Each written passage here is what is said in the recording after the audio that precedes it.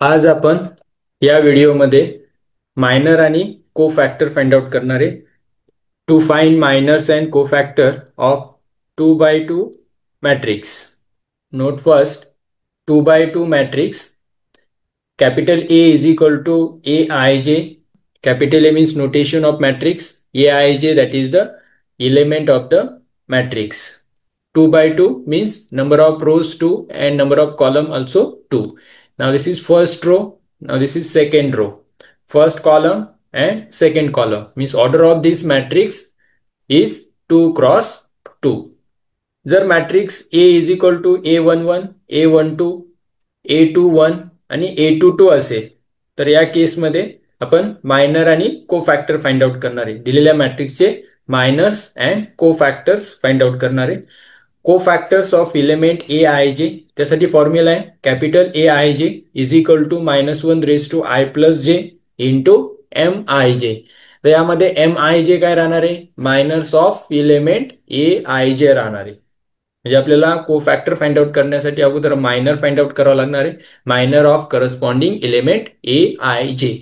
2 cross 2 matrix असेल तर त्या केसमध्ये 4 एलिमेंट राहतात. फर्स्ट एलिमेंट राहतो A11, second element A12, second row मधला फर्स्ट एलिमेंट A21 आणि सेकंड एलिमेंट राहतो सेकंड रो मधला A22.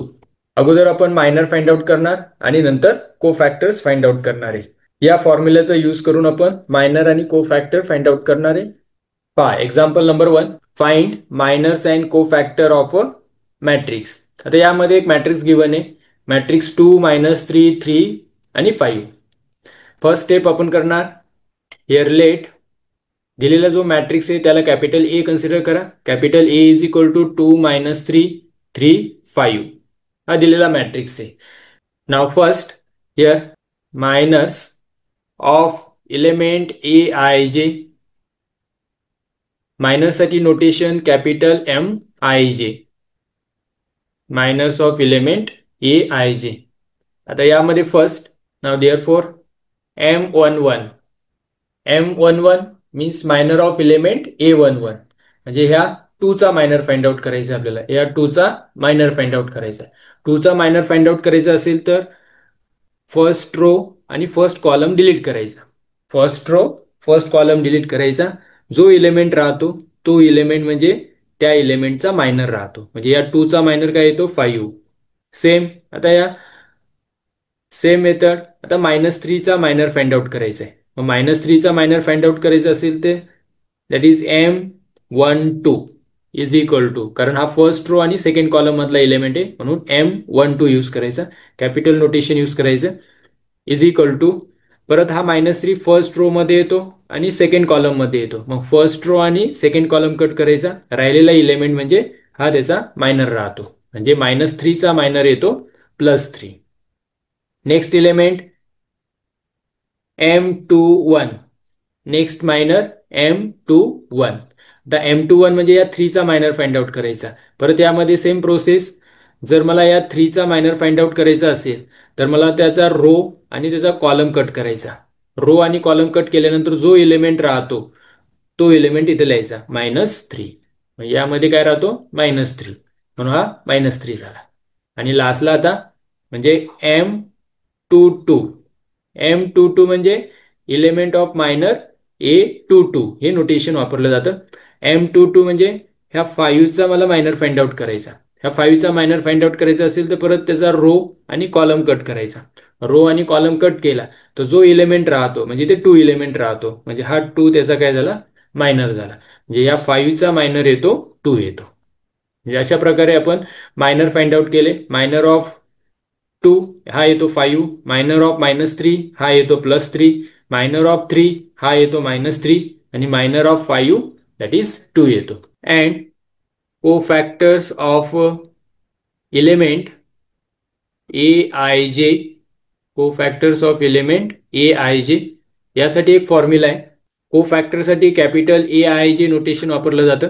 हा फॉर्म्युला काय -1 raised to i+j into capital Mij. Capital Aij is equal to -1 raised to i+j into Mij. Mij म्हणजे काय minus राहणार आहे.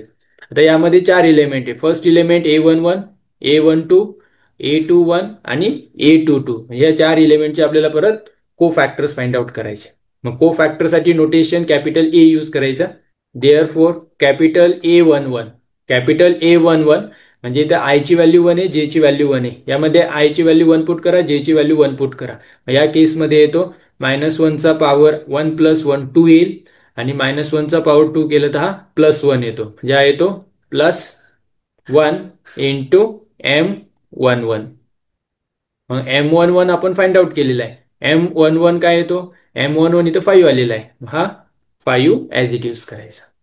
A12 म्हणजे को फॅक्टर ऑफ इलेमेंट A12. यासाठी परत फॉर्म्युला हाच यूज करायचा. यामध्ये आय ची व्हॅल्यू 1 पुट करा, जे ची व्हॅल्यू 2 पुट करा. इथे -1चा पॉवर I + 2 होईल है ना. I + j म्हणजे 1 + 2 होतो. 1 + 2 म्हणजे 3 येतो. -1चा पॉवर 3 हा -1 येतो. म्हणजे ते -1 येईल. -1 इथे 1 आणि 2 पुट करा म्हणजे M12 म्हणजे -M12 येईल. मग M12 ची व्हॅल्यू आपण फाइंड आउट केलेली. M12 ची व्हॅल्यू 3 येते. हे minus sign as it is -3. Next A21 म्हणजे को फॅक्टर ऑफ इलेमेंट A21. यासाठी परत सेम फॉर्म्युला यूज करायचा. इथे आय ची व्हॅल्यू 2 आहे, जे ची व्हॅल्यू 1 आहे. आय ची व्हॅल्यू 2 पुट करायची आणि जे ची व्हॅल्यू 1 पुट करा. मग इथे 2 + 1 होईल. 2 + 1 3 येतो. -1चा पॉवर 3 हा -1 येतो. मग -1 इंटू M21 होईल. -M21. पण इथे M21 ची व्हॅल्यू फाइंड आउट केलेली. M21 ची व्हॅल्यू -3 आहे. मग हे minus sign as it is. नंतर इथे फाइंड आउट केलेला आहे -3. हा -3 होईल. मायनस मायनस हा येतो +3. या एलिमेंटचा को फॅक्टर येतो. अँड लास्ट A22 म्हणजे को फॅक्टर ऑफ इलेमेंट 5. 5चा को फॅक्टर फाइंड आउट करायचा आहे. को फॅक्टर फाइंड आउट करण्यासाठी परत सेम फॉर्म्युला यूज करायचा. इथे आय ची व्हॅल्यू 2 आहे, जे ची व्हॅल्यू 2 आहे. जर इथे मी आय आणि जे ची व्हॅल्यू 2 पुट केली तर -1चा पॉवर 2 + 2 4 होतो. -1चा पॉवर 4 केलं तर हा +1 येईल. +1 इंटू M22 येतो. म्हणजे हा येतो +M22. परत मग M22 ची व्हॅल्यू आपण फाइंड आउट केलेली. M22 ची व्हॅल्यू 2 आहे. म्हणजे येतो +2 किंवा सिंपल 2 यूज करतो. अशा प्रकारे आपण को फॅक्टर फाइंड आउट केले. स्टार्टिंगला अगोदर आपण मायनर फाइंड आउट केले. हे को फॅक्टर झाले. को फॅक्टर्स ऑफ इलेमेंट 2, -3, 3 आणि 5 चे. सिमिलरली हे सेकंड एक्झाम्पल तुम्ही सॉल्व्ह करू शकता. यामध्ये पण आपल्याला मायनर आणि को फॅक्टर फाइंड आउट करायचे. मायनर आणि को फॅक्टर फाइंड आउट करण्यासाठी परत सेम प्रोसेस यूज करायची. Co-factors of elements